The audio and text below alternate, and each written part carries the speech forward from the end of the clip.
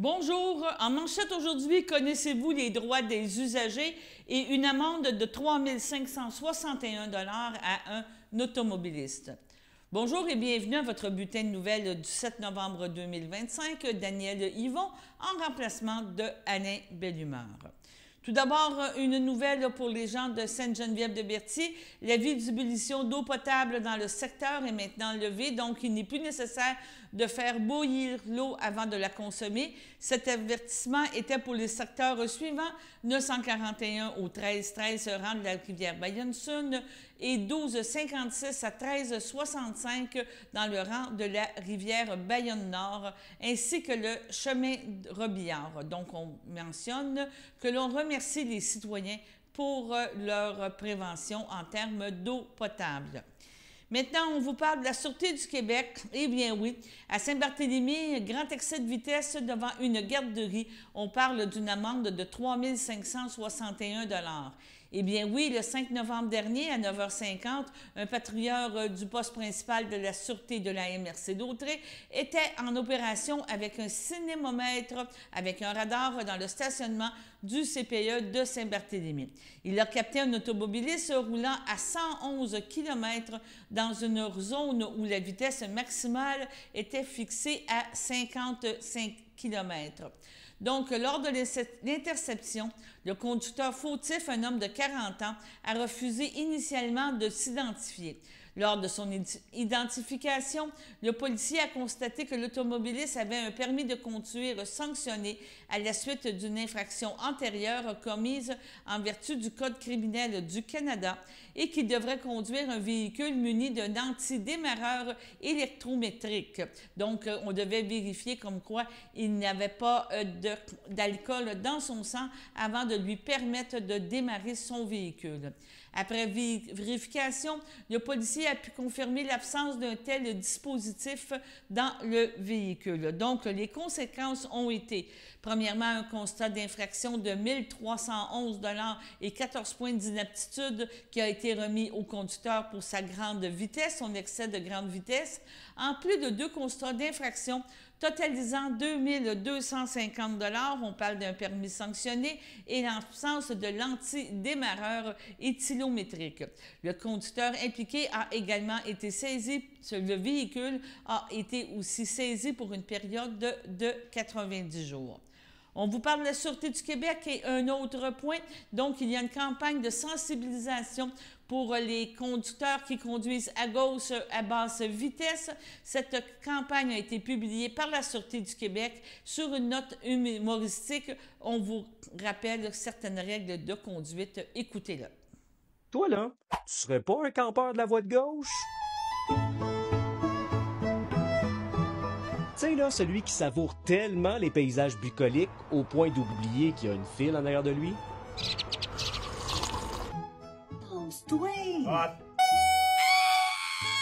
OK, je pense qu'on a besoin d'un peu de détente. Allez, tout le monde ensemble. La voie gauche est faite pour dépasser. La voie gauche est faite pour dépasser. Comment je pourrais bien dire cela? Non, mais détente? C'est pas juste une question de savoir vivre, c'est la loi. Quand la route a au moins 2 voies dans le même sens puis que la limite est de 80 km/h ou plus, les véhicules doivent circuler dans la voie de droite. S'il y a 3 voies ou plus, les véhicules doivent circuler dans les voies de droite. Le seul moment où on peut se trouver dans la voie de gauche, c'est si on veut dépasser, si on a affaire à virer à gauche, s'il y a une sortie d'autoroute à gauche ou si une des voies est obstruée. C'est assez clair, non? Va-t'en à droite, tu vas voir, les paysages sont tout aussi beaux. À la demande générale?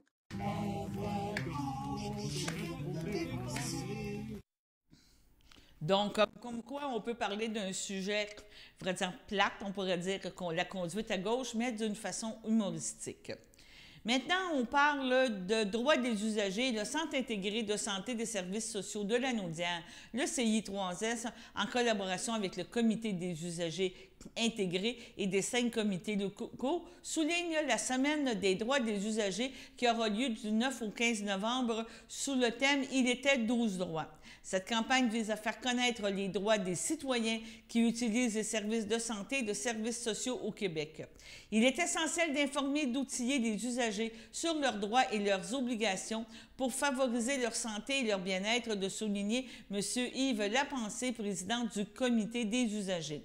Le directeur général, président-directeur général, M. Etier, ajoute « Les comités d'usagers jouent un rôle clé dans la défense des droits et dans l'amélioration de la qualité des soins et des services.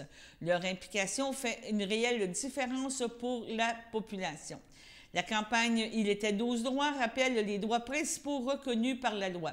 On parle du droit à l'information, le droit au service, le droit de choisir son professionnel ou son établissement, le droit de recevoir des soins que requiert son état, le droit de consentir à des soins ou de les refuser, le droit de participer aux décisions, le droit d'être accompagné, le droit à l'hébergement.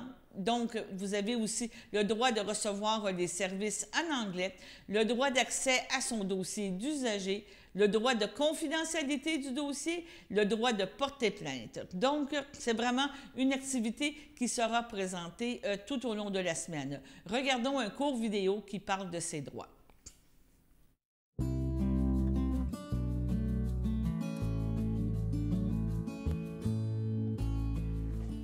Bonjour, alors aujourd'hui pour cette capsule, nous parlerons des 12 droits des usagers. En effet, en tant qu'utilisateur des services de santé, vous avez des droits prévus par la loi des services de santé et services sociaux. Alors tout d'abord, nous avons le droit à l'information. Toute personne a le droit d'être informée sur son état de santé, sur son diagnostic, les traitements possibles, les conséquences et les services offerts. Ensuite, il y a le droit au service. Toute personne a le droit de recevoir des services adéquats, sécuritaires et adaptés à leurs besoins. Troisièmement, le droit de choisir son professionnel ou son établissement. En effet, toute personne a le droit de choisir par qui et à quel endroit il sera soigné. Quatrièmement, le droit de recevoir les soins que requiert son état. Ce droit indique qu'en cas d'urgence, vous recevrez les soins même si vous n'avez pas donné votre consentement, puisque l'état actuel est un état d'urgence. Cinquièmement, le droit de consentir à des soins ou de les refuser. Personne ne peut être dans l'obligation de consulter, de recevoir un traitement ou de faire des examens. Cependant, le personnel soignant est dans l'obligation de donner l'ensemble des informations pour s'assurer d'une décision éclairée. En cas d'inaptitude, c'est le représentant légal de la personne qui peut prendre la décision selon les dispositions prévues par la loi. Sixièmement, le droit de participer aux décisions. Effectivement, toute personne peut participer aux décisions concernant sa santé, son plan d'intervention ou son plan de service. Septièmement, le droit d'être accompagné, assisté et représenté. En effet, tous ont ce droit dans le but d'être soutenus et d'avoir les meilleures informations possibles. Huitièmement, le droit à l'hébergement. Toute personne a le droit de demeurer dans l'établissement où il séjourne jusqu'à ce que son état de santé lui permette de retourner chez lui ou d'aller dans un autre endroit adapté à ses besoins. Neuvièmement, le droit de recevoir des services en anglais. Dixièmement, le droit d'accès à son dossier. En effet, toute personne a droit d'accéder à son dossier selon certaines modalités de l'établissement. Onzièmement, droit à la confidentialité de son dossier d'usager. Et oui, tout dossier médical se doit d'être confidentiel. Le 12e et dernier droit est celui de porter plainte. En effet, tout usager des services de santé et services sociaux ont le droit de porter plainte selon le protocole établi. Ils ont également le droit d'être accompagnés et informés tout au long de cette procédure. C'étaient les 12 droits des usagers. Ceux-ci sont applicables autant pour vous en tant que proche aidant que pour votre proche que vous aidez.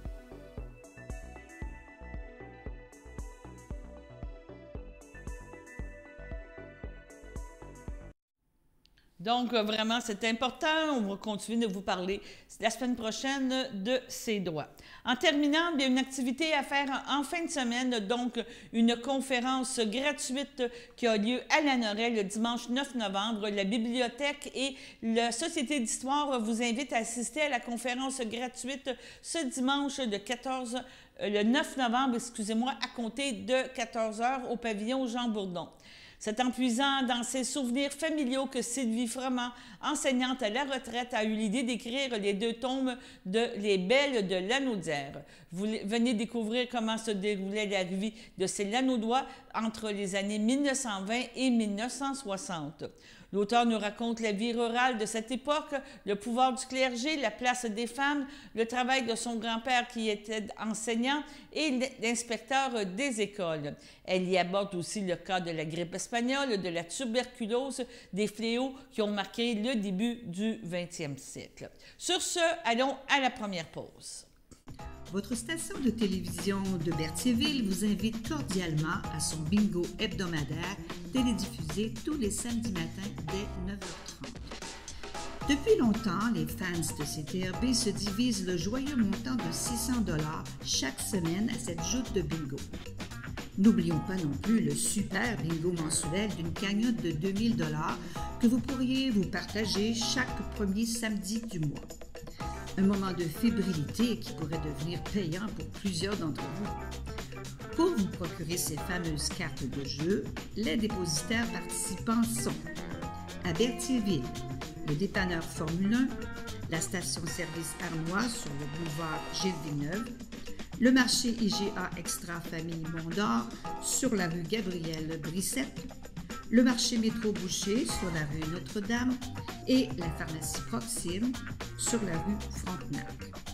À Saint-Ignace de Loyola, le dépanneur Proxy sur la rue de la Traverse, la boucherie Aldo sur le rang Saint-Michel. C'est donc un rendez-vous hebdomadaire chaque samedi matin à 9h30 sur les ondes de CTRB, votre télévision locale et régionale, celle-ci toujours en haute définition.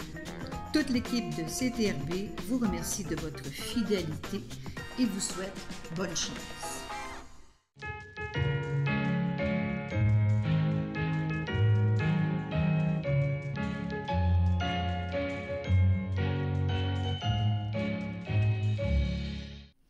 Pour aujourd'hui, le 7 novembre, nous n'avons pas d'anniversaire à souligner. Demain, le 8 novembre, Ginette Marion, bon anniversaire de la part du CABA. Bon anniversaire à Nicole Ladouceur et Yvette Couture aussi de la FADOC de l'Île-du-Pas. Du côté du 9 novembre, maintenant, André Germain, Sylvie Vigée et Jacques-Émile Cardin auront leur anniversaire et c'est un bon anniversaire de la FADOC, de la part de la FADOC de l'Île-du-Pas. C'est votre anniversaire en fin de semaine, profitez-en, profitez bien de votre famille et de vos amis. On continue avec la deuxième partie de l'entrevue que nous avons eue avec Dominique Gauthier. Dominique Gauthier vient de sortir un livre « Oser l'excellence » et c'est une personne très influente dans le sport canadien qui nous plonge dans le cœur des réalités du sport de haut niveau en déconstruisant les mythes entourant la victoire et le bien-être par une réflexion percutante sur la place de l'excellence dans notre société. Donc, on a pu avoir des confidences de la part de M. Gauthier. Écoutons ce qu'il avait à nous dire. Tu as fondé B210, c'était un petit peu dans cette optique-là d'aider les athlètes à performer au niveau. C'est beaucoup de sous que tu es allé ramasser. Je sais que c'est un très bon organisme. Et présentement, on a comme une crise. On va avoir justement aujourd'hui un budget fédéral. Les appuis aux athlètes et les appuis au sport en général, s'effrite. Faut être quand même conscient de tout ce qui se passe présentement. Et pardon? Ça coûte cher. Ça coûte cher. Ça coûte cher, mais vous savez, vous parlez du budget. Je sais qu'il n'y a rien qui va changer dans le budget aujourd'hui. Notre gouvernement dit qu'il a à cœur le sport, les athlètes, mais c'est tellement minime ce qu'ils font. Puis c'est mal vendu parce que tout ce qu'on a, on pourrait en prendre une somme illimitée d'argent pour faire quelque chose de bien avec, mais on n'a pas besoin de beaucoup présentement dans l'ensemble d'un budget fédéral pour avoir un impact, pour venir sauver les fédérations sportives qui sont en train de mourir présentement. elles ont le même financement qu'en 2005. Il n'y a rien qui a changé depuis 2005. C'est 20 ans, là. Et le coût de la vie depuis 2005, là, je vous parle d'une chambre d'hôtel présentement, là, je peux vous dire qu'elle ne coûte plus 150 la chambre d'hôtel. Okay? Il n'y en a plus des chambres en bas de 300-400 Et là, amener ça sur l'échelle mondiale, lorsque nos athlètes voyagent à travers le monde, ça coûte des fortunes. Et quand on parle d'augmenter le financement fédéral, ce n'est pas juste pour aider les meilleurs athlètes et leur permettre de mieux voyager. Ne pas confondre ce que je viens de dire avec le fait de venir sauver un système sportif qui est en train de mourir. Puis ça vient jouer dans les plates-bandes du sport de masse. Donc, nos enfants, s'il n'y a plus de patinage artistique Canada, ben il n'y aura plus de patinage dans votre région non plus, parce que la structure, elle dépend du système fédéré. Donc, il faut venir sauver le haut pour permettre au bas aussi de devenir plus accessible. Anyway, tout ce que je veux dire, c'est que ça ne serait pas grand-chose dans l'ensemble d'un budget fédéral. Là, je vais dire un chiffre qui peut paraître gros aux gens qui nous écoutent, mais si le budget augmentait de 150 millions, et je vous dis, c'est très peu dans un gouvernement fédéral, oui, cette beaucoup, somme-là. ouais. Ça viendrait tellement...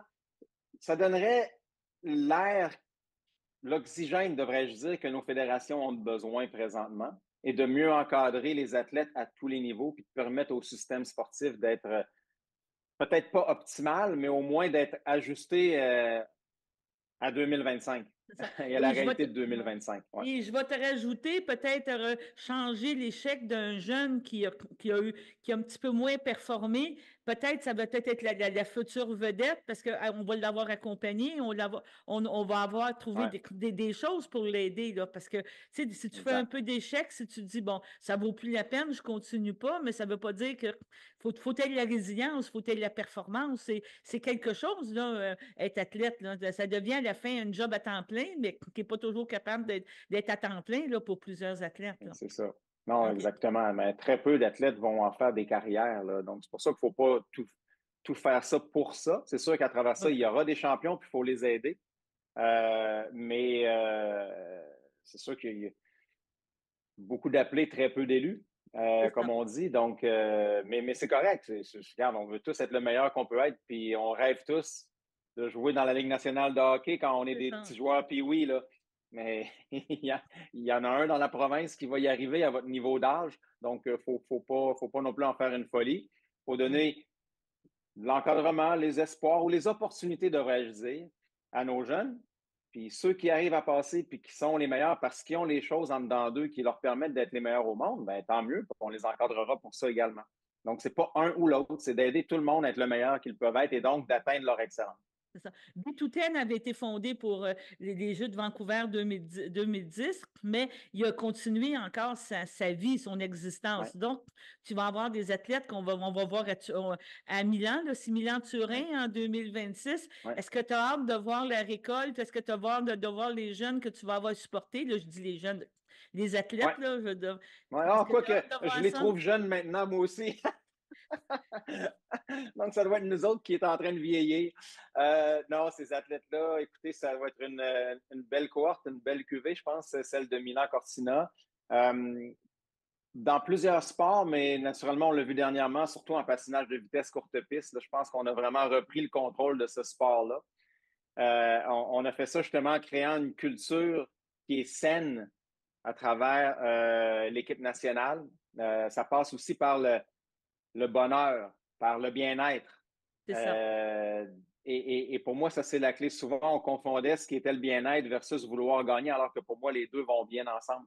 Et donc, le patinage de vitesse courte piste à surveiller, bien sûr, mais ce qui est acrobatique, on a encore aussi des bons talents qui sont là. Il y a le patinage artistique, là. Je sais que c'est un sport que vous connaissez bien, où j'ai peut-être pas des inquiétudes, mais on n'est pas dans nos grandes années de 2014-2010 où on avait plusieurs médaillés potentiels, autant chez les hommes, chez les femmes. Là, on a des chances au niveau de la danse et au niveau des pairs en couple, mais on n'est pas un pays dominant comme on l'a déjà été. Non, donc ça m'inquiète un petit peu, mais en général, je pense que ça va être des Olympiques où on devrait battre notre record de médailles. Ah oui, OK. Si tout va bien, mais comme vous le savez, il y a tellement de choses qui peuvent arriver. De faire des prédictions maintenant au mois de novembre, les athlètes peuvent se blesser, peuvent être malades. Donc, on verra, mais à date, le potentiel est là, c'est sûr. Donc, tu vas être encore impliqué, j'imagine, comme analyste ou commentateur pour nous parler des Olympiques. On va te suivre avec passion. Et tu viens de répondre un peu, oui, tu sais, il y a tellement de facteurs. Faut que tu rendes à ton pic pendant 2 semaines au mois de février. Ouais.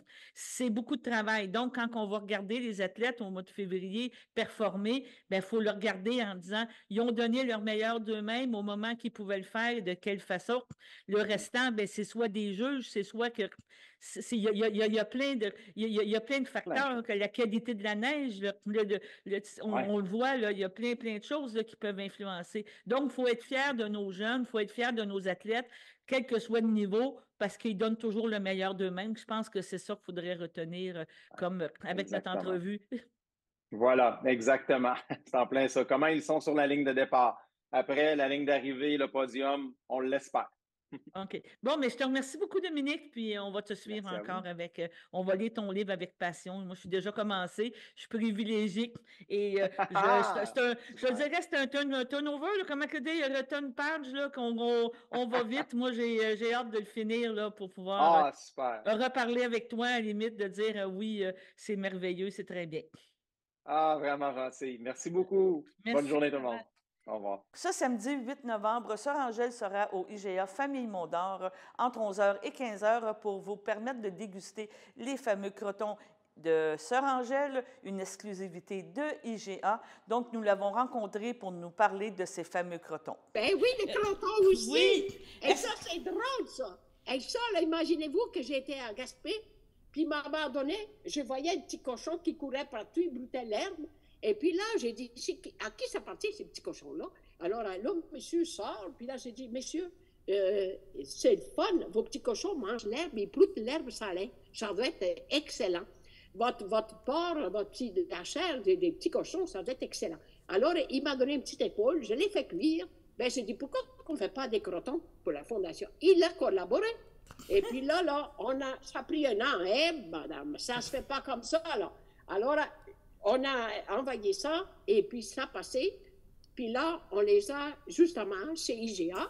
On a le fromage est partout, mais les crotons, c'est exclusif IGA. Ah, c'est très Alors voilà, on en donne, on fait déguster, et puis ça aide les jeunes à cuisiner, puis à continuer à nous faire de la bonne cuisine. Donc, avec nos produits chez nous. Donc, on a bien hâte de vous rencontrer. On va aller goûter justement au croton, au fromage, je le connaissais, mais on va pouvoir jaser avec vous de tout, de rien. Je dois pas dire, on aurait pu parler pendant 2 heures de votre rencontre avec le pape, avec toutes ces choses-là. On aurait pu... Oui, mais puis en plus, ils vont faire un bon spécial dans le fromage. Là. Parfait. Profitez-en pendant qu'elle a ça, parce que ça se congèle très bien en plus. Bon, alors, ils peuvent le garder pour Noël. Alors, je vais lui dire quoi faire, qu'ils viennent nous voir dans le magasin. On est là pour ça. Et ça me fait plaisir de rencontrer tout le monde. Parfait. Et là, c'est parfait. Ça va être bien organisé pour les fêtes. D'accord, qu'on vous voit le 8 novembre entre 11h et 15h à Berthierville. Au plaisir de jaser, je sens que la ligne va être longue parce que les gens vont tous avoir une anecdote à vous parler, à vous raconter, mais ça va nous faire plaisir de vous rencontrer. Mais merci beaucoup à vous, merci beaucoup. Et puis au plaisir, justement, de se voir. D'accord, mais je vous remercie. Merci.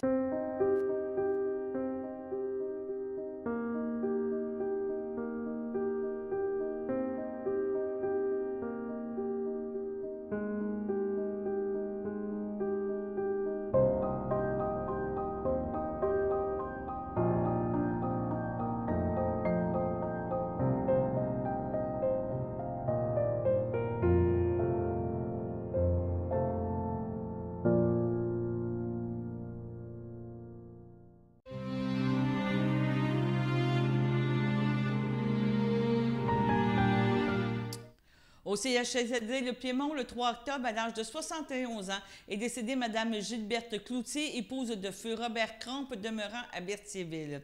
Elle laisse dans le deuil ses frères, ses sœurs et belles-sœurs, feu Madeleine Cloutier-Roméo-Grenier, feu Hélène Cloutier, Gérard Cloutier, feu Jean-Jacques Cloutier, Noël Cloutier, feu Pierrette Sylvestre, Pierre Cloutier, Victoire Coulombe, feu Louis Cloutier, Alfred Cloutier, Carole Terrien, feu Michel Cloutier, Cloutier, Martine Bergeron, ainsi que plusieurs neveux, nièces, autres parents et amis. La famille vous accueillera le 8 novembre au complexe funéraire Eftelio de Berthierville. Suivra une liturgie à la chapelle du complexe à compter de 14h30. Madame Cloutier sera inhumée au cimetière de Berthier le jour même. Le 19 octobre, à l'âge de 75 ans, est décédée Mme Diane Houle, épouse de Rosaire Drainville, demeurant à Notre-Dame-des-Prairies et native de Saint-Cuthbert. Elle laisse dans le deuil son époux, ses filles Mélanie Drainville et Éric Lessard, Stéphanie Drainville, Martin Desormeaux, ses petits-enfants Mathis, Oriane, Justine Lessard, ses frères, sœurs, beaux-frères et belles-sœurs, Pierre-Aimé Houle, Marielle Tellier, Feu Denis Houle, Fleurette Lafontaine, Gilles Houle, Marjolaine Lauzon, Nicole Houle, Feu Daniel Drainville, Feu Thérèse Houle, Marc Cournoyer, André Houle, Sylvie Drainville, Feu Mario Drainville, Jacqueline Bélanger, Daniel Drainville, Feu France Dumontier, Claudette Drainville, Feu Mario Marquis, Michel Drainville, ainsi que plusieurs neveux, nièces, autres parents et amis. La famille vous accueillera le samedi 8 novembre à 12h30 à l'église de Saint-Cuthbert où les funérailles auront lieu à compter de 14h.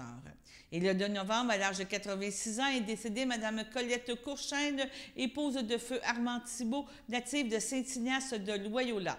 L'ayant précédé son fils Jean et sa petite-fille Octavie, elle laisse dans le deuil sa fille Nathalie Thibault, ses petits-enfants Christophe Lambert, Caroline Lambert, son arrière-petit-fils Adrien Grosse, sa sœur et son beau-frère Yvette Courchaine, Jean-Guy Pouflouf, ainsi que plusieurs neveux, nièces et amis. La famille vous accueillera le 9 novembre dès 11h30 au complexe funéraire Eftelio où une liturgie aura lieu à la chapelle à compter de 14h30.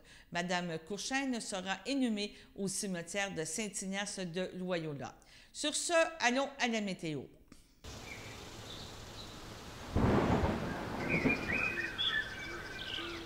Bienvenue à votre météo de cette fin de semaine. Aujourd'hui, vendredi soir, ce sera de la pluie, une température de 3, un temps ressenti de 0, environ 5 mm de pluie. Vendredi nuit, ce sera de la faible pluie, une température de 5, un temps ressenti de 2, environ 1 mm de pluie.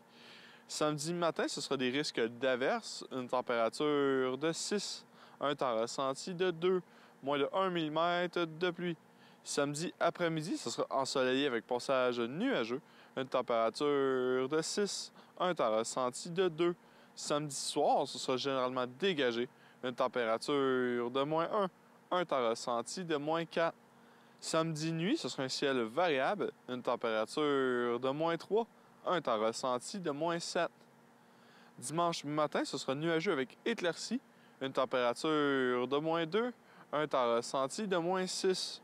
Dimanche après-midi, ce sera de la neige, une température de 2, un temps ressenti de moins 2, environ 1 à 3 cm de neige. Dimanche soir, ce sera de la neige, une température de 2, un temps ressenti de moins 3, environ 1 cm de neige et environ 5 mm de pluie. Dimanche nuit, ce sera des précipitations mixtes, une température de 1, un temps ressenti de moins 4, moins de 1 cm de neige et environ 1 à 3 mm de pluie. Et voilà, c'était tout pour votre météo.